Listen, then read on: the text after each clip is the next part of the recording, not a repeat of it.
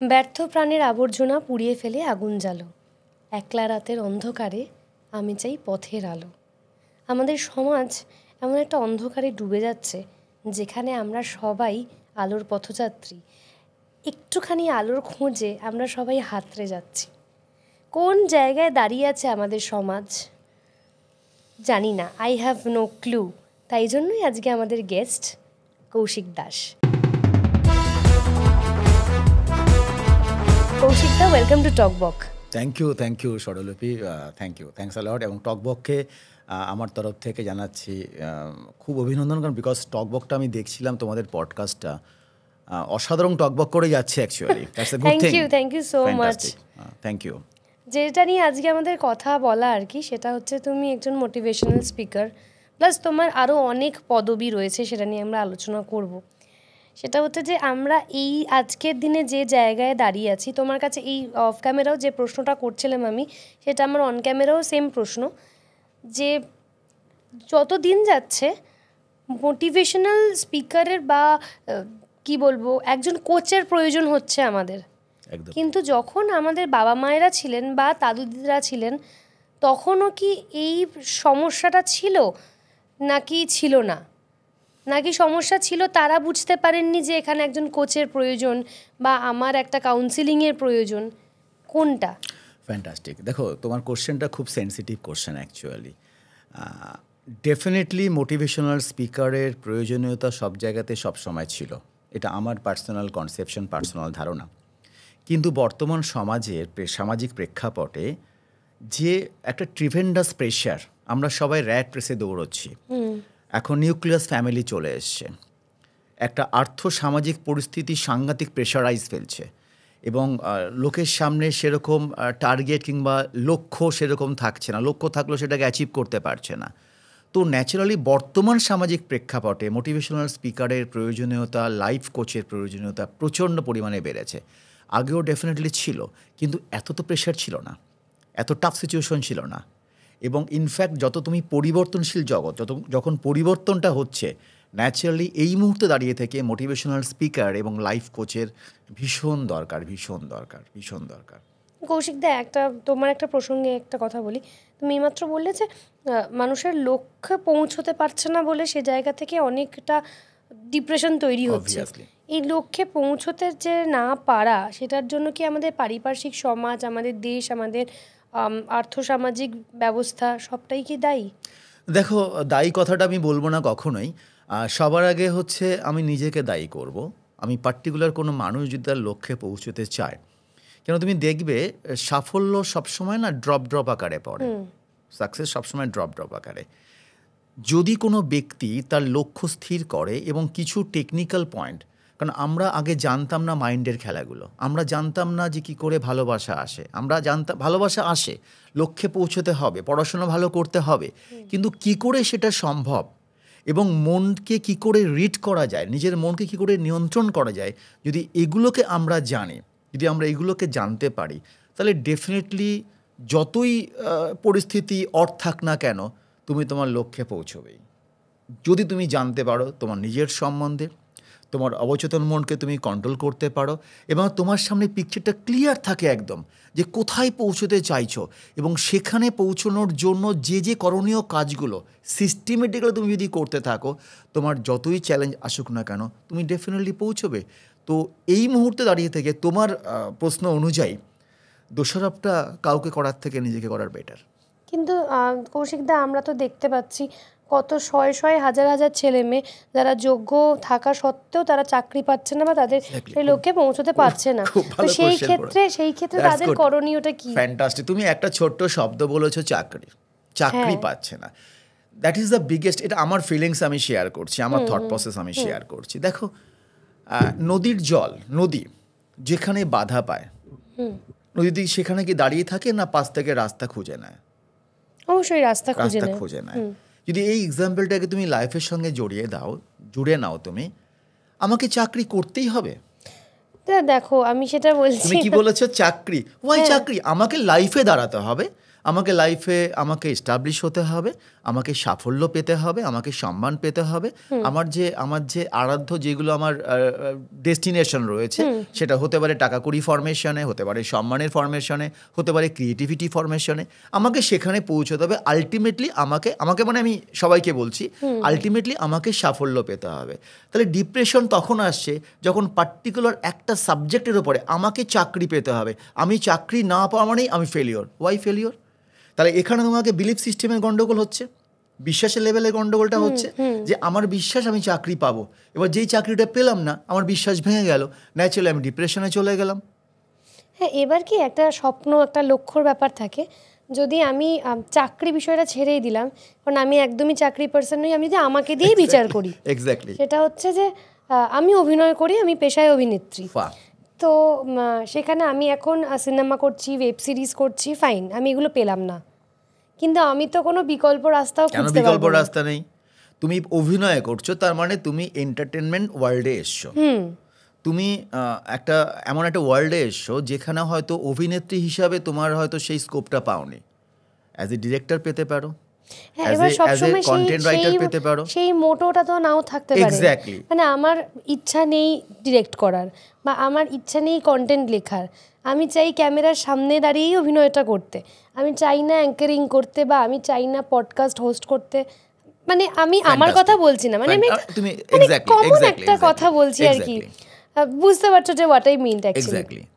তো সেই ক্ষেত্রটা তো অনেকগুলো তৈরি হচ্ছে, এটা আমি আমার একটা অন্যরকম একটা পেশা দিয়ে বললাম, এটা এই ক্ষেত্রে অনেক রকম পেশা রয়েছে, কেউ ডাক্তার হতে চায়, এবার এরকম ব্যাপারটা তো নেই সবার মনে যে আমি ডাক্তার হতে পারলাম না, ঠিক আছে নার্স হই। এক্স্যাক্টলি এই ক্ষেত্রে তোমাকে আমি ইনফরমেশন দিতে পারি, আমাদের এখানে একটু অন্য ধরনের কথা বলতে বাধ্য হচ্ছি তোমার কথার পরিপ্রেক্ষিতে, মানে বেশ আমি অন্য ধরনের বলছি কেন, বিকজ তোমার কথার পরিপ্রেক্ষিতেই বলছি আমি, আউট অফ টাক তো ডেফিনেটলি আমি হব না।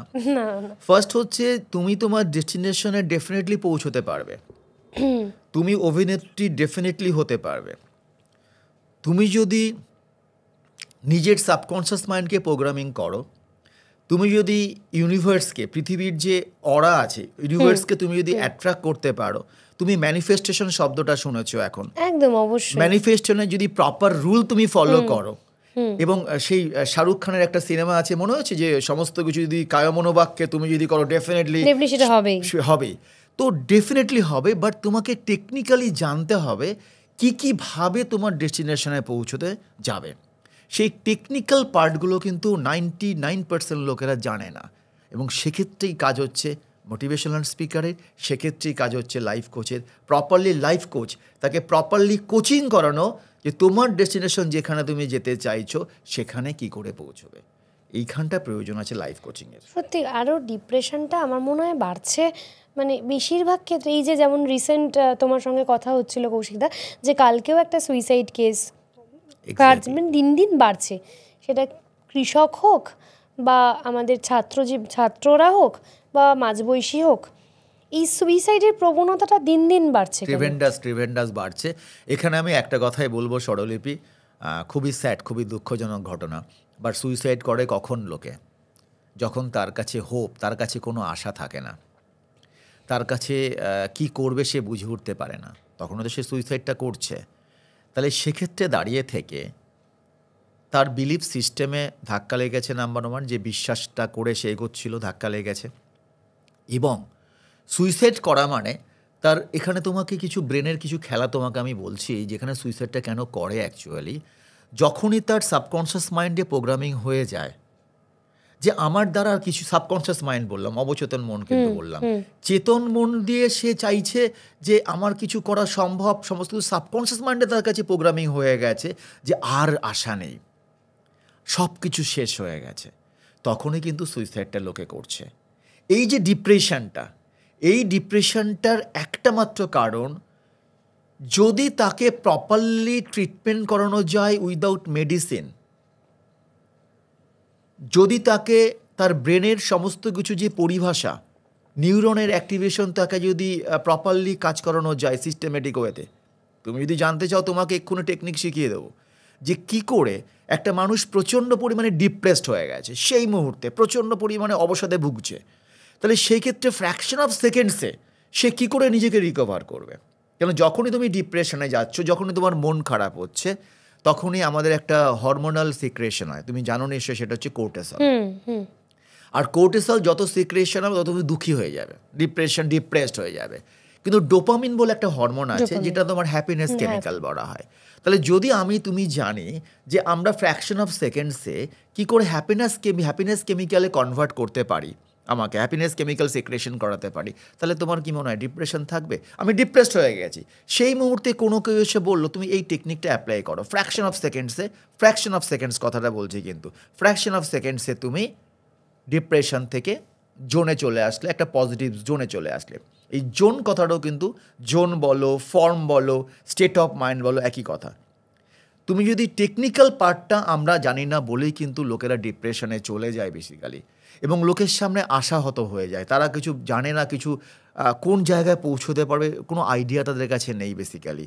তাহলে এক্ষেত্রে দাঁড়িয়ে থেকে আমি একটাই সাজেশন তোমাকে দেবো, as a motivational speaker, life কোচিংটা বড্ড দরকার আছে। ঠিক। এবং আমাদেরকে শিখতে হবে কী করে ডিপ্রেশন থেকে রিকভার করা যায়।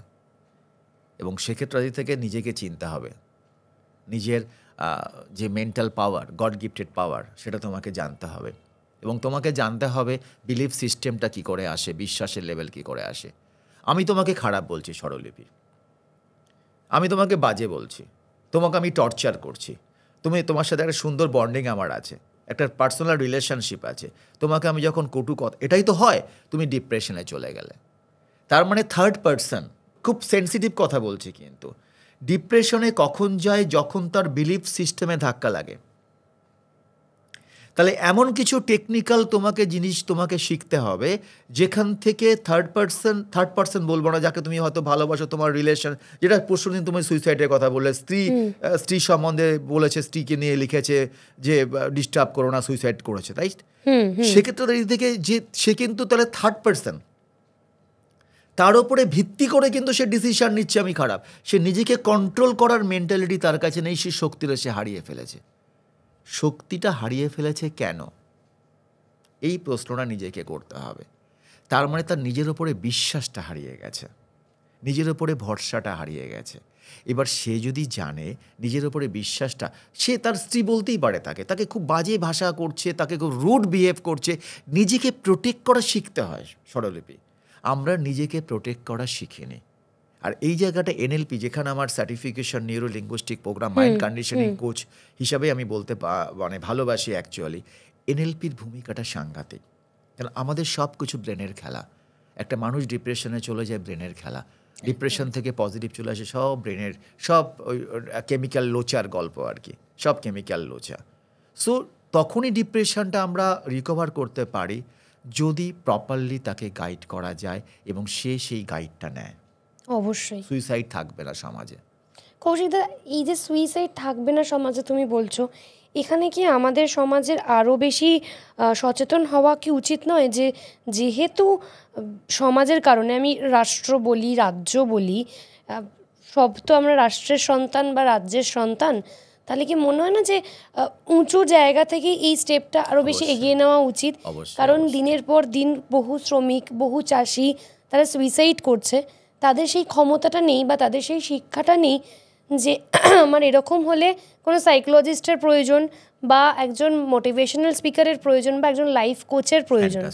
ঋণের দায় হোক বা যেভাবে হোক, মানে যে হারে সুইসাইড বাড়ছে, যে হারে ডিপ্রেশন বাড়ছে, তো সেই ক্ষেত্রে কি আমাদের আরও অনেক বেশি এগিয়ে আসা উচিত নয়? অবভিয়াসলি সামাজিক প্রেক্ষাপটে, মানে আমি দেশের কথা বলবো, রাজ্যের কথা বলবো, সরকারের কথা বলবো, অবশ্যই এগিয়ে আসা উচিত, অবশ্যই। বিকজ ডিপ্রেশন এমন একটা ডিজিজে পরিণত হয়েছে, বলতে গেলে ঘরে ঘরে ডিপ্রেশন, বাচ্চা ছেলেমেয়েরা ডিপ্রেশনে চলে যাচ্ছে। আমি এক্ষুনি আসলাম যে চাইল্ড ডিপ্রেশন, এক্স্যাক্টলি ডিপ্রেশনে চলে যাচ্ছে। আমার চোখের সামনে এরকম জ্বলন্ত, আমরা সুশান্ত সিং রাজপুত, তুমি কি bright future, Sushant Singh Rajput suicide করেছে, তাহলে কতখানি সে ডিপ্রেশনে চলে গেছিল। তো এই অ্যাওয়ারনেসটার ভীষণ দরকার, এবং সরকারি প্রেক্ষাপটে আমি তোমার সাথে সম্পূর্ণ একমত। প্রচুর পরিমাণে অ্যাওয়ারনেস বলো, কিছু স্টেপ বলো, সরকারের পয়েন্ট অফ ভিউ থেকে অবশ্যই নেওয়া। মানে আমরা রিমোট এরিয়াতে যে কোনো গ্রামাঞ্চল হোক বা আরও রিমোট এরিয়াতে সেখানে চিকিৎসা কেন্দ্র তৈরি করছি অবশ্যই, কিন্তু সেখানে আমার মনে হয় যে মেন্টাল হেলথের জন্য আরও বেশি করে ভীষণ দরকার। আমার তো মনে হয় তোমার সাথে স্বরলিপি খুব ভালো লাগছে তুমি এই কথাটা বলছো বলে আই ফিল গুড, বিকজ এটা দরকার। আমি আমি আমি আমি অ্যাপোলো হসপিটালের সাথে যুক্ত ছিলাম, অ্যাপোলো হোম কেয়ারে। করোনার সময় আমি প্রায় ধরো 5 থেকে 6,000 পেশেন্ট দেখেছি, করোনা পেশেন্ট। অ্যাপোলো হোম কেয়ারের আমি 3খানা ব্রাঞ্চকে আমাকে দেখতে হতো, দিল্লি, হায়দ্রাবাদ, কলকাতা। তুমি বিশ্বাস করবে না, 23 বছর একটি মেয়ে, ভিডিও কলিংয়ে কথা বলছি, 23 বছর একটি মেয়ে, তার সিমটম দেখে বলেছি তার কোনো মেন্টাল, তাকে পেছনের কোনো পাস্ট পেইনফুল মেমোরি, সেই এই 3টে শব্দ আমি ইউজ করেছিলাম। আপনার কি কোনো পাস্ট পেইনফুল মেমোরিজ আছে? হাউ হাউ করে কাঁদতে শুরু করলো। বললাম কাঁদছেন কেন আপনি? 23 বছর বয়সী ইয়ং মেয়ে, অবিবাহিত, আনম্যারিড মেয়ে। বললাম কাঁদছেন কেন আপনি? প্রাইমারি স্কুলে ওর কোনো টিচার ওকে অ্যাবিউজ করেছিল যখন ও 5-6 বছর বয়স।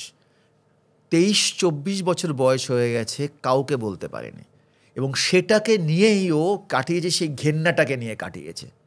এবার যখনই আমি পাস্ট পেইনফুল মেমোরিজে চলে গেলাম, বললাম কথাটা, সে বাস্ট করলো।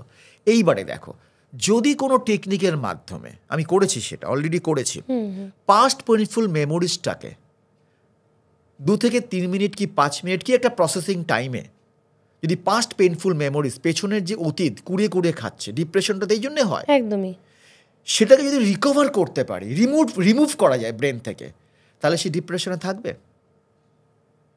আমি সেটাই করেছিলাম, টেকনিক অ্যাপ্লাই করেছিলাম, এনএলপি টেকনিক অ্যাপ্লাই করেছিলাম। পাস্ট পেইনফুল মেমোরিজটা আমি তখন বললাম, আমি র্যাঙ্ক করলাম যে 10 মার্কস তোমার ছিল আগে, এখন কত মার্ক দেবে তোমার পাস্ট পেইনফুল মেমোরিজ। 4-এ এসে ঠেকেছে একবারের, ওয়ান টাইম 3 মিনিটের এক্সারসাইজে। একজন ভদ্রমহিলা, ঠিক অ্যাপোলো হোম কেয়ারের, আই থিঙ্ক তার সাথে এখনও অপরাজিত সামনাম, নন বেঙ্গলি অ্যাকচুয়ালি, তার স্ত্রী, তার পেছনে একটা ফার্স্ট লাভ ছিল, ভালোবাসা ছিল, সেখানে বিয়ে হয়নি। ওকে, বিয়ে হওয়ার পরে সংসার, হাজব্যান্ড ইজ ভেরি গুড, সংসার খুব ভালো, রাইট, কিন্তু সেই ছেলেটি আবার এসেছে। ন্যাচারালি সেই ছেলেটির সাথে পেছনের যে সিচুয়েশনগুলো, বুঝতেই পারছো তুমি, ভুলতে পারছে না, ন্যাচারালি ফ্যামিলি ক্লাশ হচ্ছে, ডিপ্রেশনে চলে গেছে। সেখানেও কিন্তু পাস্ট পেইনফুল মেমোরিজ আছে, না পাওয়ার যন্ত্রণা। আমি কিছু টেকনিক অ্যাপ্লাই করলাম as a NLP practitioner, technique apply করলাম, কিছু এক্সারসাইজ অ্যাক্টিভিটিস করালাম, পাস্ট পেইনফুল মেমোরিজ গায়েব। তাহলে ডিপ্রেশন যেতে গেলে যদি পাস্ট ট্রমাটাকে আমরা গায়েব করতে পারি, এবং সেটা তো মানে বিভিন্ন জায়গায় মেন্টাল হেলথ ক্লিনিক ছাড়া সম্ভব নয়, এবং সরকারের সাহায্য ছাড়া সম্ভব নয়। মানে আমার এখন মানে তোমার সঙ্গেও কথা বললাম, তোমার কাছে অনেক রকম কেসেস আসেই, তো সেইগুলো আরও শুনবো। তো সেক্ষেত্রে আমার মনে হচ্ছে যে অনেক বেশি মানে এখনও আমাদের মনে হয় যে আমাদের পেট খারাপ হলে, জ্বর হলে ডাক্তারের কাছে যাই, কিন্তু মন খারাপ হলে এখনও কিন্তু যাই না, ও ঠিক হয়ে যাবে, ও দুদিন তোমার কথা বলবো, একটু ইন্টারাপ্ট করছি তোমাকে। হ্যাঁ হ্যাঁ, আড্ডা জমে উঠেছে, একদম টকবক করে ফুটছে আর কি, ফ্যান্টাস্টিক। ওকে, সো দেখো, আমরা শারীরিক জন্য আমরা এক্সারসাইজ করি, কিন্তু তোমাকে আমাকে চালাই কি অরিজিনালি? মাথার জন্য কিছু করি না, কিছু, এটাই হচ্ছে বক্তব্য, এটাই আসল। মেন্টাল হেলথ এক্সারসাইজ আমরা কেউ করি না। আমরা নিউরন অ্যাক্টিভেশন, সব তো নিউরন, 80 বিলিয়ন থেকে 100 বিলিয়ন নিউরন আছে, এবং তুমি আশ্চর্য হয়ে যাবে, তুমি গুগল সার্চ করবে, প্রত্যেকটা নিউরনে আমাদের 2.5 বিলিয়ন গিগাবাইট তথ্য নিতে পারে আমাদের ব্রেন। কিন্তু সেই ব্রেনটার উপরে আমরা কি করে অ্যাক্টিভেশন করব, কি করে নিউরন অ্যাক্টিভেশন করব আমরা জানি না। যত নিউরন আমাদের ব্রেনের মধ্যে, রেটিকুলার কোর্টেক্স বলে একটা গ্ল্যান্ড আছে, যে অপরচুনিটি শেখায়, চেনায়। আজকের পডকাস্ট, ইটস আ অপরচুনিটি, তোমার কাছে, সবার কাছে অপরচুনিটি, এটাকে গ্র্যাব করা। অনেকে তো আসেই না, অনেকে আসবে না, অনেকে শুনবেই না পডকাস্ট, অনেকে সাবস্ক্রাইব করবেই না। প্রত্যেকটা পডকাস্ট সাবস্ক্রাইব করা উচিত। আমি সবাইকে বলবো টকবক্স সাবস্ক্রাইব করুন, ডেফিনেটলি সাবস্ক্রাইব দ্য চ্যানেল। এবং কেন আসে না? বাট তার রেটিকুলার কোর্টেক্সকে একটা সিস্টেম চালায়, রেটিকুলার অ্যাক্টিভেটিং সিস্টেম বলে, RAS, rash system, properly activate নেই। আমাদের যখনই আমাদের ব্রেনের ভেতরে মাইলিন বলে একটা সিক্রেশন হয়, হরমোনাল, সাকসেসফুল হতে গেলে মাইলিন সিক্রেশন দরকার। নিউরনের সাথে নিউরোপ্লাস্টিসিটি, রিসেন্ট নিউরোপ্লাস্টিসিটি একটা শব্দ তুমি পেয়ে যাবে, গুগলে সার্চ করে দেখবে। এই নিউরনটাকে কাভার আপ করতে গেলে মাইলিন সিক্রেশন দরকার। মাইলিন সিক্রেশন করতে পারে না। আমরা জানি না তো মাইলিন সিক্রেশন কাকে। মাইলিন শব্দটা সম্বন্ধে ওয়াকিবহল নয়, আমরা নিউরন সম্বন্ধে ওয়াকিবহল নয়। আমাদের ব্রেন, আমরা সব কিছু চালাই, বাট আমরা কী করে ব্রেনটাকে ভালো রাখবো, কি করে নিজের লক্ষ্যের দিকে এগোবো, কি করে ডিপ্রেশনে যাব না। আমার হোয়াট এভার দ্য সিচুয়েশন, আমি ডিপ্রেশনে যাব না। এই যে আমি যাব না, কে আমাকে নিয়ে যায় ডিপ্রেশনে? ব্রেন। ধরো আমি আমার ব্রেনকে প্রোগ্রামিং করলাম, আমি ব্রেনকে প্রোগ্রামিং করে আমি সাবকনসিয়াস মাইন্ড ঠিক করলাম আমি ডিপ্রেশনে কোনো সিচুয়েশনে যাব না। তুমি আমাকে ডিপ্রেশনে ফেলতে পারবে? কিন্তু এই যে যাব না, আমি জানবো কোত্থেকে? তাহলে আমার তো ক্লিনিক দরকার, এবং সেই ক্লিনিকটা দরকার আছে সরকারের সাপোর্ট ছাড়া তো সম্ভব নয় সব জায়গাতে। সেটাই। তাহলে ঘুরে ফিরে কিন্তু আমরা একটা জায়গাতেই আসছি। তবু আমরা শহরতলির মানুষরা অনেক বেশি সচেতন হয়েছি এখন কম্পারেটিভলি এক্স্যাক্টলি। সেক্ষেত্রে মানে বাকি যে জায়গা আমাদের বেশিরভাগই তো দারিদ্র্যসীমার নিচে ভারতবর্ষ, তো সেক্ষেত্রে আমার মনে হয় যে আরও অনেক বেশি ক্যাম্পেইন করা প্রয়োজন, মানুষকে জানানোর তো প্রয়োজন। মেন্টাল হেলথ নিয়ে আমাদের স্কুলেও কিন্তু যে খুব বেশি সচেতনতা বা শিক্ষা ব্যবস্থায় যে অনেক বেশি করে ইনক্লুড করা, সেটাও কিন্তু নেই। তুমি একটা ইনফরমেশন তোমাকে দিচ্ছি, এক্ষুনি দেখে গেলে মোবাইল থেকে তোমাকে এক্ষুনি দেখিয়ে দেবো। গভর্নমেন্ট অফ ইন্ডিয়া একটা সার্কুলার আছে, প্রত্যেকটা স্কুলে বাধ্যতামূলকভাবে সাইকোলজিস্ট রাখা বাধ্যতামূলক করেছে, বাট 95% স্কুলে কোনো সাইকোলজিস্ট থাকে না। একদমই তাই। তবু তো প্রাইভেট স্কুলগুলো অনেক বেশি সচেতন এই বিষয়ে। সরকারি স্কুল বাংলা মিডিয়াম সরকারি স্কুল থাকেই না। কিন্তু গভর্নমেন্ট অফ ইন্ডিয়ার সার্কুলার আমার কাছে আছে অলরেডি, বাট থাকে না। পেরেন্টিং থাকে না। একজন কোচ প্রত্যেকটা স্কুলে গভর্নমেন্ট অফ ইন্ডিয়ার সার্কুলার অনুযায়ী বাধ্যতামূলক রাখা হয় না। মেন্টাল হেলথ মানে সাইকোলজিস্ট যাকে তুমি বলছো, আমরা সাইকোলজিস্ট বলি না, আমরা মাইন্ড কন্ডিশনিং কোচ বলি। ওকে, সো মাইন্ড কন্ডিশনিং কোচ, একটা গাইডেন্সের তো প্রয়োজন হয়, বাট গভর্নমেন্ট অফ ইন্ডিয়ার সার্কুলার আছে নেই। ঠিক। আমার খুব কাছের বন্ধুরই ঘটনা বলছি। সে স্টামার ছিল স্কুলে, তো সে কথা বলতে পারতো না। তো তার সমস্যা ছিল যে তার রোল কলিং হলেও তাকে অনেকক্ষণ ধরে চেষ্টা করতে হতো যে ওই রোল নাম্বারের প্রেজেন্ট লিস্টটা বলার জন্য। ঠিক সেটা পেরিয়ে যেত এবং তারপরে সে গিয়ে প্রেজেন্টটা দিত। বাট তো সে চুপচাপ থাকতো বলে সে দিনের পর দিন চুপই হয়ে যাচ্ছে। তার অভিনয় করার ইচ্ছে ছিল। ড্রামা ক্লাসে যখন সে যায়, সে যখন কথা বলতে পারছে না, তাকে টিচার বলছে তোমার দ্বারা হবে না, তো ড্রামা থেকে বাদ। এরকম অনেক ছোট ছোট জিনিস আছে যেগুলো বাচ্চাদের মধ্যে আমরা শিক্ষকরাই বা বড়রাই ভেতরে এমনভাবে স্টামার করি যে তার দ্বারা হবে না। এই পুরো সিস্টেমটাকে কিভাবে বদলানো সম্ভব? একটা ইনফরমেশন দিচ্ছি। ফার্স্ট হচ্ছে আমাদের as per the medical science, 95% disease is called psychosomatic disease. তার মানে তুমি যেটা বললে অ্যাকচুয়াল সঠিক কথায় তুমি বলেছ, আমাদের সমস্ত কিছু মন থেকে আসে, সাইকোসোমাটিক ডিজিজ। সলিউশন একটাই, প্রচুর পরিমাণে সচেতনতা অ্যাওয়ারনেস করতে হবে।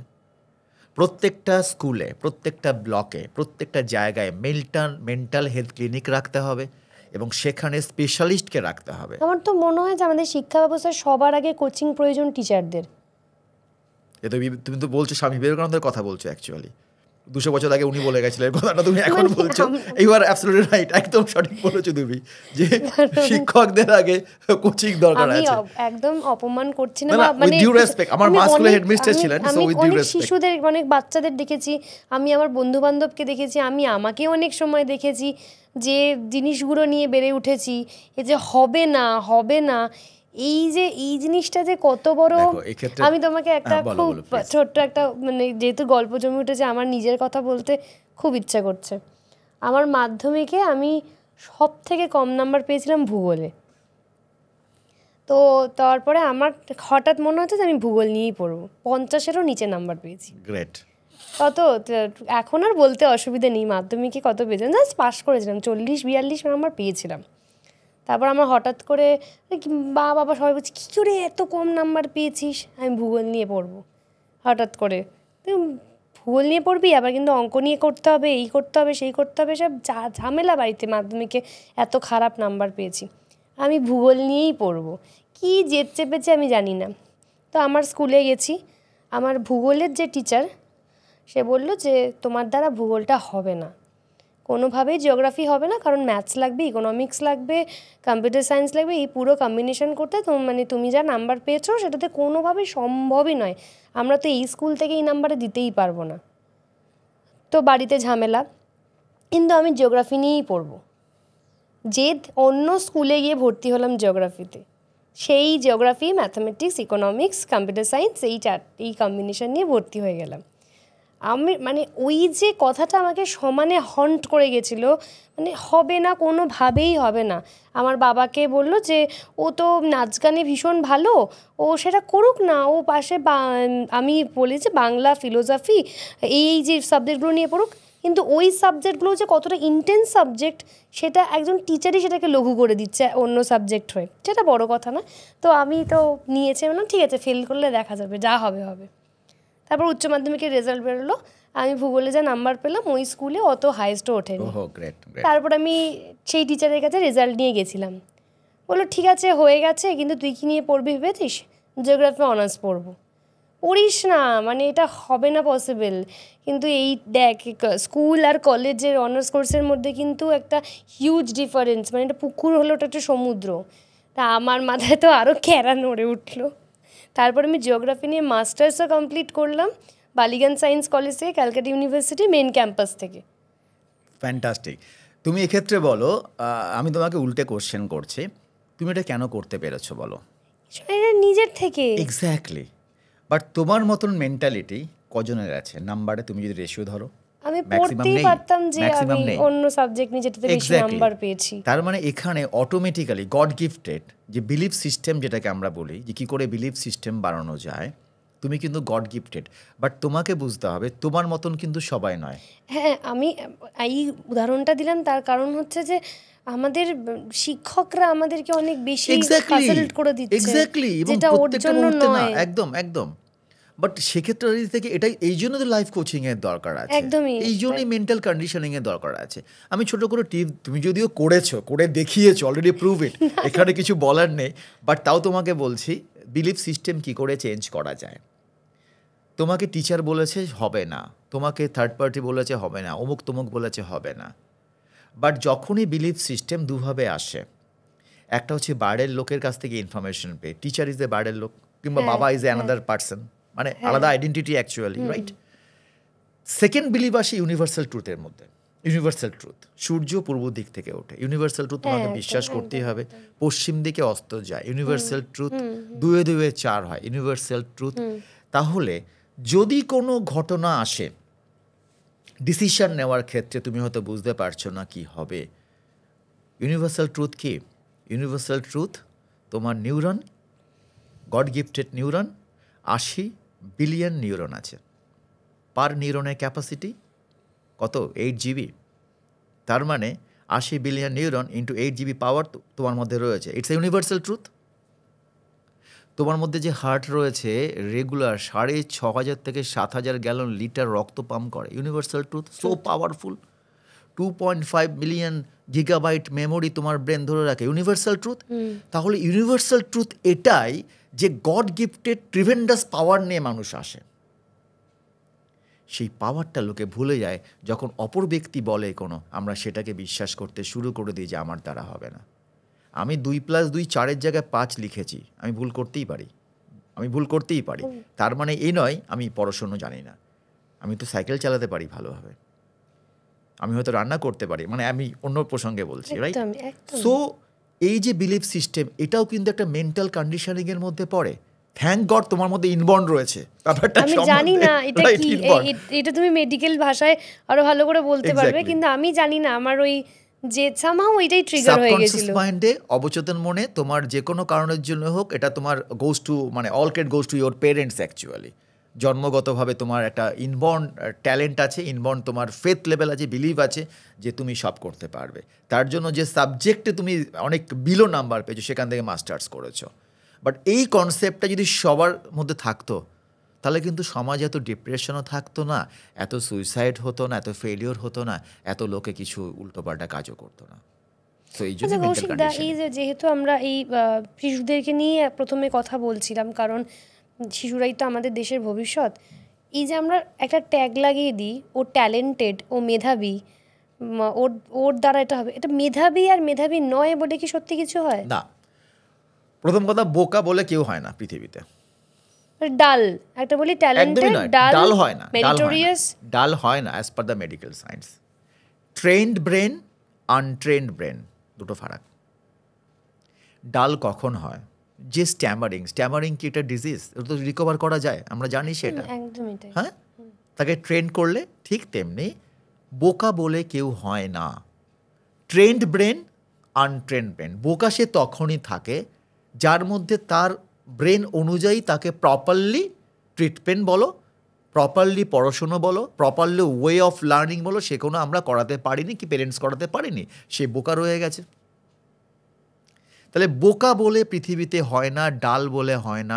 Trend brain, untrained brain. একটা আনট্রেন্ড ব্রেন মানে সে বোকা হয়ে গেল। তাহলে কেউ যদি বুদ্ধি কম থাকে, তাকে যদি প্রপারলি ট্রেন করা যায়, সে ডেফিনেটলি বুদ্ধিমান হবে। বিকজ সবার মধ্যে নিউরন আছে, গড গিফটেড। সবার মধ্যেই একই পাওয়ার আছে, গড গিফটেড, ইউনিভার্সাল ট্রুথ। তাহলে আমাদেরকে দেখতে হবে কাকে আমরা ট্রেন করছি। তাহলে তোমার কোশ্চেনের উত্তর হচ্ছে একটাই, বোকা বলে কোনো কিছু হয় না। খুব সুন্দর এই উত্তরটা দিলে। আমার আর একটা প্রশ্ন মাথার মধ্যে ঘুরপাক খাচ্ছে, সেটা হচ্ছে ধরো যে ক্লাসে ফার্স্ট হচ্ছে বা ফার্স্ট না মানে ঠিকঠাক নাম্বার পাচ্ছে, তার মধ্যে যে মানে শারীরিক গঠন যেগুলো তুমি আর কি সংখ্যায় বললে আর কি, যে ধরো ক্লাসে বছরের পর বছর ফেল করছে, তারও তো সংখ্যাগুলো সেমই, মানে যেটা ইউনিভার্সাল ট্রুথ যেটা বলছো। তো তাহলে এদের দুজনের মধ্যে ডিফারেন্সটা কখন হয়? একটা হয় ফাঁকিবাজি, যেটা আমি আলাদা কথা বললাম, সেটা তো আমরা বড় হলে আসে, যে পড়াশোনা করিনি ফাঁকি মেরেছি। কিন্তু যে সময়টা আমাদের বোধ বুদ্ধির গঠন তৈরি হচ্ছে, বাবা মা পড়াশোনা করাচ্ছেন, ও যত ঘন্টা পড়ছে আমিও তত ঘন্টা পড়ছি, পড়ার পরেও আমি ফেল করছি বা আমি পারছি না, বাট ও পারছে কেন, বা আমি পারছি না কেন? ফ্যান্টাস্টিক। এটাও কিন্তু তোমার অবচেতন মনের খেলা, সেই ট্রেন ব্রেন, আনট্রেন ব্রেন। যে ছেলেটি না, এটাও পারছে কি? না, হ্যাঁ, একদম সায়েন্স, বিজ্ঞান, যে ছেলেটি পারছে না, তার সামাজিক প্রেক্ষাপটে, তার পারিবারিক কালচার বলো, তার গ্রুমিং বলো, বড় করার ঢং বলো, কিংবা তার পরিবেশ বলো, সমস্ত কিছুই তার মধ্যে এফেক্ট করেছে। আচ্ছা। যদি তাকে একটা একটা একদম পড়াশুনো সে করতে পারছে, রেজাল্ট করতে পারছে না, তার মানে সে পড়ছে না, পড়লেও সঠিকভাবে পড়ছে না, এবং তার সামনে কোনো কোথায় সে পৌঁছতে চাইছে লাইফে ক্লিয়ার নয়, সে কেন পড়বে সেটা ক্লিয়ার নয়, পড়ে কি হবে তার কাছে পরিষ্কার নয়, তার কাছে সমস্তটাই হচ্ছে লক্ষ্যহীন। এবং যখনই কারোর কাছে কোনো লক্ষ্য না থাকে, কোনোদিন শীতকালে ঘুম থেকে উঠেছো ভোরবেলায়, কুয়াশা থাকে কি থাকে না? একদম থাকে। দেখা যায় সামনে কিছু? না। দেখা যায় না।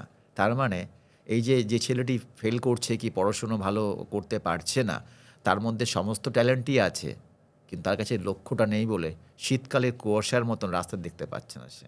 মানে এখানে মেধা কোনো ম্যাটারই করে না। ম্যাটারই করে না গো, সায়েন্স অনুযায়ী মেধা কোনো ম্যাটার করে না। মেধাটাকে তৈরি করা যায় যদি প্রপারলি ট্রেনিং দেওয়া যায় ব্রেনকে ছোটবেলা থেকে। মেধা ম্যাটার করে না, ম্যাটার করে ট্রেনিং, মেন্টাল হেলথ ম্যাটার করে, মানসিক অবস্থানের পরিকাঠামোটাকে। এই ক্ষেত্রে আর একটা মানে পারিপার্শ্বিক প্রসঙ্গ উঠে আসছে, সেটা হচ্ছে টক্সিক পেরেন্টিং। ওরে বাবা, সাংঘাতিক। তোমার কিছু যদি এক্সপিরিয়েন্স থাকে প্লিজ বলো। টক্সিক আমি তোমাকে একটু আগে বলেছি, তুমি যদি একটু পেছনের দিকে চলে যাও, পরে তো তুমি শুনবে ডেফিনেটলি। ওখানে বলেছিলাম যে পেরেন্টিং থাকা উচিত, ওখানে টক্সিক শব্দটা তুমি যোগ করলে। টক্সিক পেরেন্টিং আমার চোখের সামনে এরকম ভুরি ভুরি উদাহরণ আছে গো, অনেক উদাহরণ আছে। ট্যালেন্টেড বাচ্চা শুধু টক্সিক পেরেন্টিংয়ের জন্য, আমি পার্টিকুলার মাকে দোষারোপ করব না, বাবাকে দোষারোপ করব না, আমি পেরেন্টিংয়ের দোষারোপ করছি, বাবা মা দুজনকে দোষারোপ করছি। প্রপারলি তাকে কেয়ার, ব্যাপারটা পেরেন্টিং, টক্সিক পেরেন্টিং হয় কেন তোমাকে বুঝতে হবে। প্রথম কথা, বাবা মারা, আমার পার্সোনাল এক্সপিরিয়েন্স বলছি, বাবা মারা করে কি, নিজেদের যেগুলো পায়নি জীবনে সেগুলোই বাচ্চাকে দিয়ে করাতে চায়। সে হয়তো নিজের জীবনে যেগুলো করেনি, যেগুলো উল্টোপাল্টা কাজ করেছে, যখন বাচ্চা দেখছে সেগুলো করছে, তখন সেগুলো বারণ করছে। এবং তারা ভুলে যায় পেরেন্টিংয়ের ক্ষেত্রে যে একটা বাচ্চা আলাদা আইডেন্টিটি। আমার বাচ্চা, আমার ছেলে, আমার মেয়ে, আরে অবশ্যই আপনার ছেলে আপনার মেয়ে, বাট ও তো আলাদা আইডেন্টিটি, ওর নিজস্ব একটা চিন্তাভাবনা রয়েছে, নিজস্ব পছন্দ অপছন্দ রয়েছে, আমরা এটাকে ভুলে যাই। এবং টক্সিক পেরেন্টিং একটা বিশাল বড় ফ্যাক্টর গ্রুমিংয়ের ক্ষেত্রে, যেটা বর্তমান যুগে মারাত্মক লেভেলে চলছে।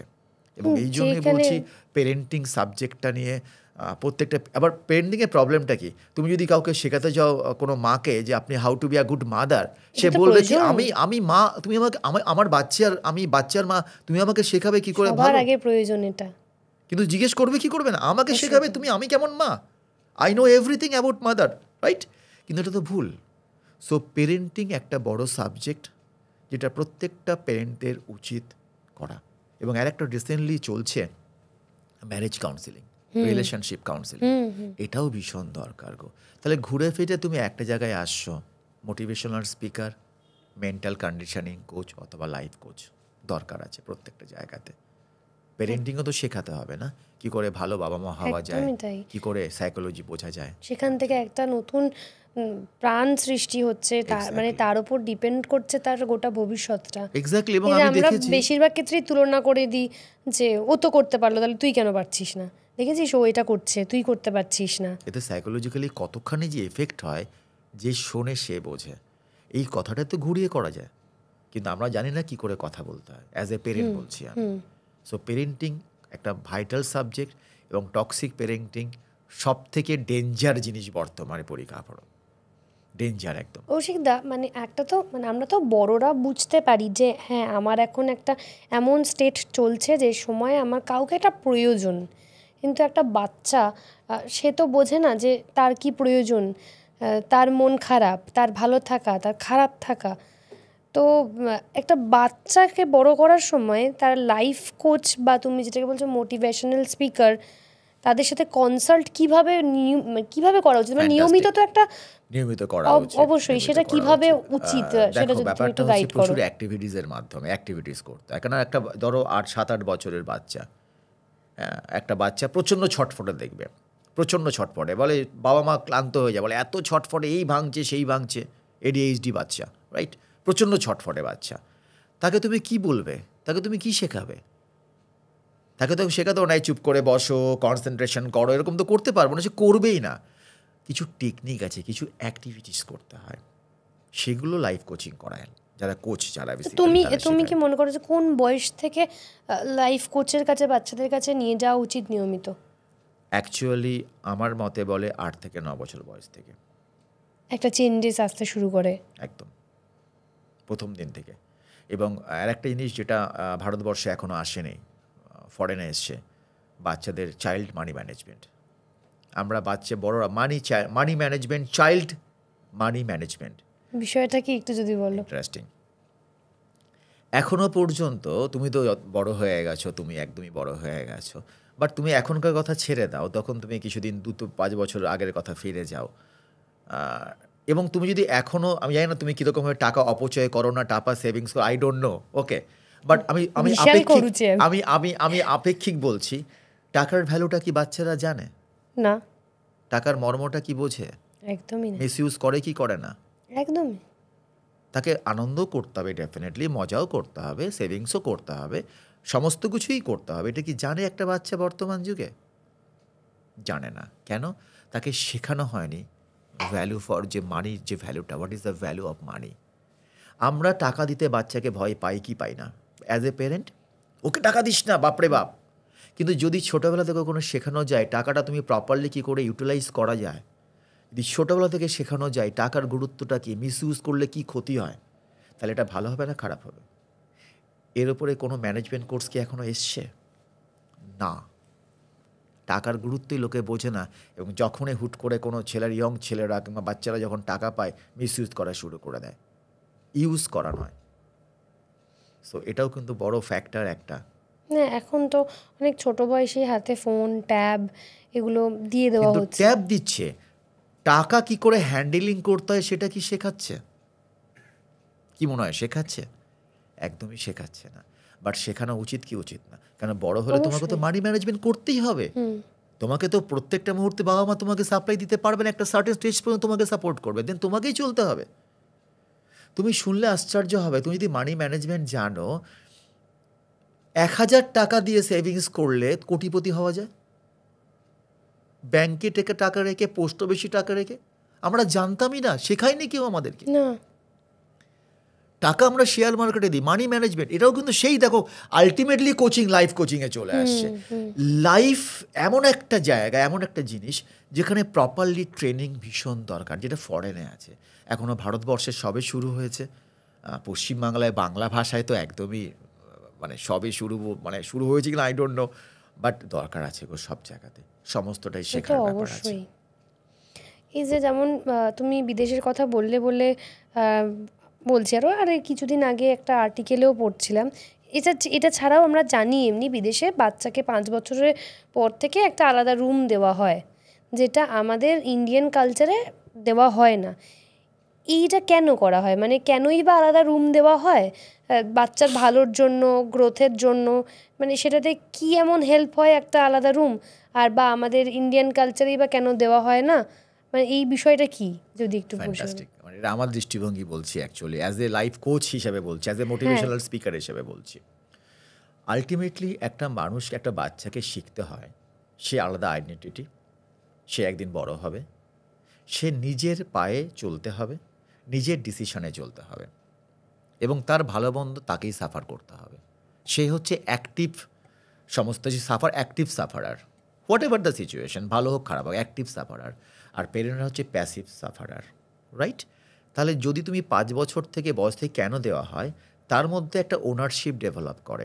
তুমি রামকৃষ্ণ মিশনে চলে যাবে, যাকে সকালবেলা ভোর 5টার সময় উঠতে হয়, বাচ্চাগুলোকে ধুতি পরতে হয় নিজেদের, হ্যাঁ, জামা কাপড় কাচতে হয় নিজেদেরকে, যে কোনো রামকৃষ্ণ মিশনে তুমি চলে যাবে।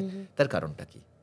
ওনারশিপ ডেভেলপমেন্টটা করানো হয়, এবং তার মধ্যে এটা ঢোকানো হয় সাইকোলজিক্যালি, সাবকনশিয়াস মাইন্ডে প্রোগ্রামিং করা হয়, অন্যভাবে ঘুরিয়ে, বলে নয়, ঘুরিয়ে। আলাদা রুম দেওয়া মানে কি? তুমি তোমার জগৎটাকে নিয়ে থাকো, রিলেশনশিপ কিন্তু কেটে যাচ্ছে না, আলাদা জগৎ তুমি থাকো, তোমাকে নিজে নিজে সমস্ত এই ক্লাটার যে ব্যাপারটা, তুমি ক্লাটার জিনিসটাকে তোমাকে রিকভার করতে হবে। এটাকে আমি না বলে ওকে এমন একটা জায়গায় রিপ্লেস করলাম, বাধ্য হয়ে কিন্তু ও করতে শুরু করলো। তার মানে from the very first day তার মধ্যে ওনারশিপ, তার মধ্যে তার ভালো মন্দ, এটাকে আমরা শেখাতে পারি এইভাবে। তার জন্যই দেওয়া হয় মেনলি। ইন্ডিয়ান কালচারে সম্ভব নয় ডেফিনেটলি, বা আমাদের কালচারটা সম্পূর্ণ আলাদা, একটা জয়েন্ট একটা ফ্যামিলি বন্ডিং কালচার আছে, বাট এই কালচারের মধ্যে থেকেও কিন্তু এই অ্যাক্টিভিটিসগুলো করানো যায়, সেটা আমরা করাই না এখন অনেকটা। মানে এই সময় আরও, আমাদের সময় একটু কম ছিল, এখন একটু আরও বেড়েছে। সেটা হচ্ছে যে পেরেন্টস, মানে মা বাবার বাচ্চাদের ওপর অধিকার বোধটা কোনো সেটা অতিরিক্ত মাত্রায় পৌঁছে গিয়ে সে বাচ্চাকে পুরোপুরি ডিপ্রেসড করে দিচ্ছে। সেটা বাচ্চা কেন, সেটা বড় বয়সেও বাবা মার অধিপত্যটা এমন হয়ে যায়, বা ওভার কেয়ার, সেটা হয়তো বাচ্চার ভবিষ্যৎ বা যে কোনো সন্তানের ভবিষ্যতে অনেক সময় অতিরিক্ত ভালোবাসাও কালো ছায়া ডেকে আনে। একদম ঠিক। তো সেক্ষেত্রে সেটা প্রচুর উদাহরণ আমরা দেখেছি সেক্ষেত্রে। অ্যাকচুয়ালি স্বরলিপি, তুমি যেগুলো বলছো সেগুলো সবসময় সঠিক। এখানে এটা কেন হয়, পজিটিভটা কেন হয়, কেন ওভার একদম মানে কেয়ারিং, মানে সাংঘাতিক কেয়ারিং। ইনফ্যাক্ট মানে আমি আমার পার্সোনাল লাইফ থেকেও জানি সাংঘাতিক ক্লস্ট্রোফোবিক একটা অ্যাটমসফিয়ার তৈরি করে দেয়। এক্স্যাক্টলি। এটা হয়তো ল্যাক অফ নলেজের জন্য, পেরেন্টিং, সেই টক্সিক পেরেন্টিংয়ে তুমি ঘুরে ফিরে আসলে। সো যদি একটা পেরেন্ট যদি জানে যে how to deal with the child, আমরা কি করে চিলড্রেনের সাথে ডিলটা করব, তাকে প্রপারলি কি করে স্পেস, আমরা স্পেস দেওয়া ভুলে যাই। হ্যাঁ, ভীষণ আমাদের বাঙালিদের মধ্যে এটা একদমই নয়।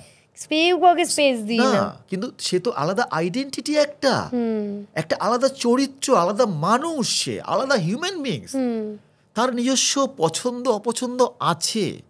বাট তাকে কি লাগাম ছেড়ে দেবো? তখনই যখন স্পেস দেবে, হয়তো বাবা স্পেস দিচ্ছে, মা তখন বলছে তুমি তোমার জন্য মেয়েটা কি ছেলেটা 12টা বেজে যাচ্ছে, মা হয়তো স্পেস দিচ্ছে, তখন বাবা বলছে। তাহলে ঘুরে ফিরে আলটিমেটলি দাঁড়ানো সেই হচ্ছে রাইট পেরেন্টিং। মানে সবার আগে আমাদের মা বাবাদেরকে রাইট প্রয়োজন একটা। শুধু তাই নয়, আবার সেই ঘুরে ফিরে learning, life coaching, motivational speaker, mental condition. আচ্ছা, এই পেরেন্টিং বলতে আমার আর একটা টপিক মাথায় এলো, যেটা হচ্ছে যে টিনেজ এমন একটা সময়, বা তারপরের যে এজটা, যে সময় ছেলে মেয়েদের আর হরমোনাল চেঞ্জেস আসে, বা বিভিন্ন রকমের শারীরিক মানসিক চেঞ্জেস আসে। কোন বয়স থেকে বাবা মার উচিত তাদের সঙ্গে লিবারেল হওয়া, এবং কতটা লিবারেল হওয়া? কঠিন প্রশ্ন করলে তুমি, সেনসিটিভ কোশ্চেন অ্যাকচুয়ালি। আমরা তো পেরিয়ে যাচ্ছি, এটা সেনসিটিভ কোশ্চেন। আমার দৃষ্টিভঙ্গি থেকে প্রথম কথা আমাদের জানতে হবে যে একটা মানুষ যখন চেঞ্জেস আসছে, অ্যাজ এ পেরেন্ট যখন একটা ছেলে একটা মেয়ের মধ্যে ভালোবাসা জন্মায়, হ্যাঁ হ্যাঁ, মেনলি ভালোবাসা দিয়ে তো গন্ডগোলটা গন্ডগোলটা শুরু হয়, আসল শুরু হয় ভালোবাসা দিয়ে, রাইট? এক ভালোবাসা, তারপর একটা হচ্ছে নেশা। নেশা, দুটোই তো গন্ডগোল। হ্যাঁ, প্রথম সিগারেট, প্রথম কথা প্রথম হচ্ছে মদ। নেশা কেন হয় তোমাকে জানতে হবে। যদি অ্যাজ এ পেরেন্ট যদি আমি জানি ভালোবাসা কেন হয়, আমি বলি ভালোবাসা কেন হয়, হ্যাঁ একদম পুরো কেমিক্যাল লোচা। কিন্তু কিরকম কেমিক্যাল লোচা? সব নিউরনের খেলা, সব ব্রেনের খেলা।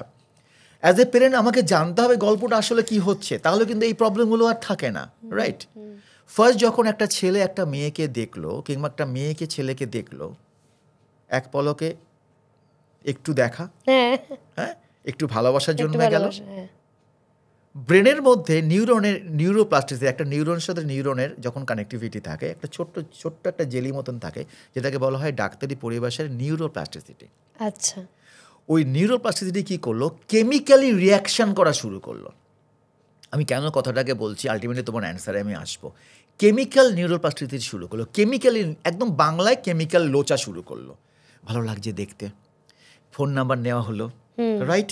ফোন নাম্বারে কথাবার্তা চলছে, বললো একটু ভিডিও কলিং করো, ভিডিও কলিং করা শুরু হলো। কি হচ্ছে ব্রেনে? এই কেমিক্যাল রিয়াকশান থেকে, কেমিক্যাল নিউরোপ্লাস্টিসিটি থেকে স্ট্রাকচার্ড নিউরোপ্লাস্টিসিটি কনভার্ট হচ্ছে। স্ট্রাকচার্ড একটা পরিকাঠামো ছেলেটার মেয়েটার সম্বন্ধে হয়ে গেল, তার ছবি, তার অবয়ব ব্রেনের মধ্যে নিউরোপ্লাস্টিসিটি, মেয়েটারও ছেলেটার কাছে ছেলেটার মেয়েটার সম্বন্ধ হয়ে গেল। এই দুটো ঘটনা হওয়ার হরে প্রথমে হলো কেমিক্যাল লোচা, তারপর হলো স্ট্রাকচার নিউরোপ্লাস্টিসিটি, তারপরে হলো একদম অ্যাকশন ওরিয়েন্টেড, অ্যাকশন শুরু হলো। তোমাকে ছাড়া আমি বাঁচবো না, তোমাকে ছাড়া বাঁচবো না, রক্ত হাত পেটে, ডিভোর্স, ব্রেকআপ, মাথা ব্যথা খারাপ, ব্রেকআপ সাংঘাতিক। নেশারও ক্ষেত্রে একই গল্প। তাহলে যদি অ্যাজ এ পেরেন্ট আমি জানি যে এই কারণের জন্য রিলেশনশিপটা হচ্ছে, তাকে ঘোরানোর একটা মাত্র উপায় আছে। তার যে ডেস্টিনেশন, তাকে যে প্রপারলি কেমিক্যাল, তার যে টার্গেটটা জীবনে, ভালোবাসাটা দরকার আছে লাইফে, অবশ্যই ভালো বন্ধুর দরকার আছে, ডেফিনেটলি রিলেশনশিপের দরকার আছে বলে আমি মনে করি, বাট সেটা যেন টক্সিক না হয়। এই যে প্রপার লার্নিংটা অ্যাজ এ পেরেন্ট যদি আমি না দিই, তাকে যদি টর্চার শুরু করি, যে বয়সে তুমি কথা বলছো আমি আরো বেশি করে মিশবো, আরো বেশি করে মিশবো, হয়তো কিছু বলছে না মুখে, মনে মনে ভাবছে। নেশার ক্ষেত্রে একই গল্প। যখন কোনো প্রথম যখন কেউ, মানে আমি খুব বলবো একদম গাঁজা খেলো ফার্স্ট, রাইট? গাঁজা একদম ইয়ং জেনারেশনের গাঁজা মানে সাংঘাতিক ব্যাপার স্যাপার, ওকে, দারু খেলো আর কি, মদ খেলো, রাইট? ফ্যান্টাস্টিক। প্রথম যেদিন খেলো, সব কিন্তু আমাদের মাইন্ডের গেম, আমাদের সাবকনশিয়াস মাইন্ডের গেম, চেতন মনের গেম, অবচেতন মনের গেম, সব ম্যাক্সিমাম অবচেতন মন। ভালো করে বুঝবে, অবচেতন মন চেতন মনের বড় চাকর। চেতন মনে আমি প্রথম গাঁজাটা খাচ্ছি, কোনো বন্ধুর পাল্লায় পড়ে, মস্তি, হেভি লাগছে, আবার উঠছি পুরো, রাইট? পুরো উঠছি। আমার অবচেতন মন সবসময়, আমার অবচেতন মন সবসময়, তোমার অবচেতন মন সবসময় তোমার ভালো চায়, আমার ভালো চায়। অবচেতন মন দেখলো কি, আরে একে তো সেভ করতে হবে, তাহলে গাঁজা খাওয়া মানে এ তো বেশ বেশ বেশ এনজয়মেন্ট পাচ্ছে, তাহলে বেশি করে আরও গাঁজার দিকে অ্যাট্রাক্ট করো। এবার বেশি করে গাঁজা বলো কিংবা অন্য কোনো নেশা বলো, অ্যাট্রাক্ট করছে, অবচেতন মনে প্রোগ্রামিং হয়ে গেছে। এইবার তোমার প্রশ্ন ডেফিনেটলি মনের মধ্যে আসছে, রিকভার কি করে করবে, রাইট? তাহলে রিকভার করতে গেলে সাবকনশিয়াস মাইন্ড থেকে ওই গাঁজার পেইনফুল যে কিংবা হানি একদম সুন্দর যে মেমোরিজগুলো আছে, ওইগুলোকে ডিলিট করার ব্যবস্থা করতে হবে। কি করে সম্ভব? সম্ভব অ্যাজ এ NLP প্র্যাকটিশনার, সম্ভব অ্যাজ এ মাইন্ড কন্ডিশনিং, সম্ভব। যদি ওই সাবকনশিয়াস মাইন্ড থেকে গাঁজার প্রভাবটাকে তুমি নেশা ছাড়ানোর জন্য ওষুধ দেয়, পুরোপুরি ওগুলো কোনো যুক্তি নেই, কোনো কিচ্ছু হয় না, সব তো ব্রেনের, সব ব্রেনের খেলা। তাহলে যদি আমরা শিখি, আমরা জানি যে কি করে ওই ইমেজটাকে সাবকনশিয়াস মাইন্ড থেকে রিমুভ করানো যায়, তাহলে সে নেশা যাতে বাধ্য। কিন্তু আমরা জানি না হাউ টু রিমুভ ইট। আমরা টর্চার করতে শুরু করি, আমরা প্রেশার দিতে শুরু করি, আমরা মারধর করতে শুরু করি, আমরা অনেক কিছু বলতে শুরু করি, ন্যাচারালি আরও বিপদে চলে যায়। এটা একটা ট্র্যাজেডি বলবো, এটা একটা দুঃখজনক ঘটনা। অ্যাকচুয়ালি খারাপ লাগে, হাত নিষ্পিস করে যে আমি বলি আমার সামনে আসে, আমি এক্ষুনি তোমাকে গাঁজা খাওয়ানো ছাড়িয়ে দিচ্ছি। অ্যাকচুয়ালি বিকজ টেকনিক্যালি আমাদের ছাড়াতে হবে, তুমি ফোর্সেবলি কাউকে নেশা ছাড়াতে পারবে না। আমরা কি করি, আমরা রিহ্যাবে দিই, তুমি বলো তো রিহ্যাবে দিলে সত্যি সে রিহ্যাব থেকে বেরিয়ে ভালো হয়?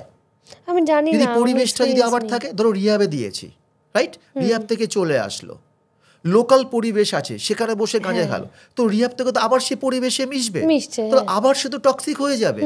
তাহলে আমাকে রিহ্যাব দিয়ে লাভটা কি? তাহলে যদি ওর ব্রেনের মধ্যে প্রোগ্রামিংটা করতে পারি যেভাবেই হোক না কেন, তাহলে সে কিন্তু নেশা করবে না। এবং তুমি যদি আমার কথা বলো, অন ক্যামেরা বলছি, মানে জানি না এটা বলা ঠিক হচ্ছে কিনা, সবই করেছি, বাট সবই ছেড়েছি। সমস্ত কিছু ডিপেন্ড করছে আমার ওপরে, বিকজ প্রোগ্রামিংটা সেভাবেই করতে হবে নিজেকে না। তোমাকে একটা শেষ প্রশ্ন করছি, যেহেতু আমাদের সময় কম। খুব আড্ডাটা জমে উঠেছিল একটা দারুণ টপিক নিয়ে। তো তোমাকে যেটা আমার প্রশ্ন, যে তুমি একজন লাইফ কোচ, তোমার কি জীবনে কখনো ডিপ্রেশন আসেনি? বা প্রত্যেকটা মুহূর্তে আসে। তুমি কিভাবে নিজেকে করো? এগুলো টেকনিক্যাল ব্যাপার। আমি তোমাকে একটা টেকনিক শেখাচ্ছি আমি কীভাবে করি। যখন প্রচণ্ড ডিপ্রেশন, আমি definitely as a human being ডিপ্রেশনে আসবো। যদি কেউ বলে যে আসে না, মিথ্যে কথা বলছে, সে নিজেকে মোটিভেশনাল স্পিকার হয়ে আমি কেন বলবো, রং কনসেপ্ট। ডেফিনেটলি ডিপ্রেশনে আসি আমি, ডেফিনেটলি আমার মন খারাপ হয়, কিন্তু টেকনিক আমি জানি। কি করে টেকনিক? যখন তোমাকেও বলছি, তুমি করে দেখবে, যখন তুমি প্রচণ্ড ডিপ্রেশনে চলে গেছো, কেউ তোমাকে খারাপ কথা বলেছে, তুমি 3 থেকে 4 মিনিটের অ্যাক্টিভিটিস করবে। স্পাইনাল কর্ড সোজা করবে, দাঁড়িয়ে দাঁড়িয়ে, হয়তো তুমি রাস্তা দিয়ে হাঁটছো, কিংবা এক জায়গায় বসো, যে কোনো এক জায়গায় বসো, কিংবা দাঁড়িয়ে দাঁড়িয়ে হাঁটো। তুমি বাসে বসে আছো, গাড়িতে বসে আছো, যেখানে খুশি, জোরে নিঃশ্বাস নাও, স্পাইনাল কর্ড সোজা করে। নিঃশ্বাস নেওয়ার ক্যাপাসিটি কি? যখন তুমি নিঃশ্বাস নেবে পেটটা যেন বেরিয়ে আসে, রাইট? পেটটা বেরিয়ে আসলো, পেটটা ঢুকলো, যখন ছাড়বে পেট ঢুকবে। 3 থেকে 4 বার করো, রাইট? স্পাইনাল কর্ড সোজা রাখবে, ঘাটটা সোজা রাখবে, চোখটা বন্ধ করবে। তখন তুমি ডিপ্রেশন কিন্তু, এবং বলা যতখানি সহজ, করা ততখানি কঠিন। আর যদি করতে পারো, আমি গ্যারান্টি দিচ্ছি ফ্র্যাকশন অফ সেকেন্ডসে তোমার ডোপামিন সিক্রেশন হওয়া শুরু হবে। কি করে? তাহলে কি করলে তুমি? সোজা হয়ে বসলে, স্পাইনাল কর্ড সোজা করলে, ডিপ ব্রিথ নিলে 3 থেকে 4 বার, যখন নিঃশ্বাস নিলে পেটটাকে বড় করলে, নিঃশ্বাস ছাড়লে পেটটাকে ঢোকালে 3 থেকে 4 বার, চোখটা বন্ধ করলে, মুখের মধ্যে একটা ফিজিওলজিক্যাল চেঞ্জ নিয়ে আসো, মুখের মধ্যে হাসি হাসি মুখ নিয়ে আসো, স্মাইলি ফেস, মিথ্যে মিথ্যে। তখন তুমি ডিপ্রেশন, তুমি কী করে হাসি মুখ নিয়ে আসবে? বাট তোমাকে আনতে হবে, তুমি শিখছো এখন, এটা তুমি শিখেছো কী করে ফ্র্যাকশন অফ সেকেন্ডসে কী করে মুড চেঞ্জ করতে হয়, পজিটিভ মুডে আসতে হয়। মুখের মধ্যে হাসো, এবং যখনই তুমি ফিজিওলজিক্যাল চেঞ্জ করবে, এবং যদি লাস্টটা করতে পারো, তোমার বিউটিফুল কিছু মেমোরিজ তুমি সেই মুহূর্তে দেখো, 3 থেকে 4 মিনিট করো। যদি বিউটিফুল মেমোরিজ তুমি নাও দেখতে পাও, এই যে ফিজিওলজিক্যাল চেঞ্জ তুমি করলে, মুখের মধ্যে হাসলে, একটু ফিজিওলজিক্যাল চেঞ্জ, তুমি দেখবে তুমি অনেক রিলিফ পেয়ে গেছো। ভেরি নাইস, থ্যাংক ইউ কৌশিকদা। তবে শেষ প্রশ্ন বললেও আমি এখানে শেষ করবো না, আর একটা প্রশ্ন আমি শেষ সময় রাখবো, যেটা যদি আমি ফাইনালি শেষ করব, সেটা যেটা খুব ইম্পর্টেন্ট জিনিস, যেটা নিয়ে আমরা আগেও কথা বলি, যে সুইসাইড। যদি আমার সামনে কেউ মানে কোনো সুইসাইডাল টেন্ডেন্সি দেখতে পাই ইনস্ট্যান্ট, আমি কাউকে পাচ্ছি না, দেন সেই মুহূর্তে আমার তাকে কিভাবে সামলানো উচিত বা করণীয় কি? প্রশ্ন করেছো, কারণ খুব সেন্সিটিভ কোশ্চেন অ্যাকচুয়ালি এটা। তার সামনে বসো চুপটি করে, কিছু বোঝাতে যেও না, তাকে বলো, গ্রেট, তুই সুইসাইড করছিস, তোকে এগ্রি করছিস, কর তুই সুইসাইড। তার আগে তুই লেখ, তুই কেন সুইসাইড করছিস, লিখতে দাও। লিখতে পারবে না, লেখার মতন সে পরিস্থিতি থাকবে না।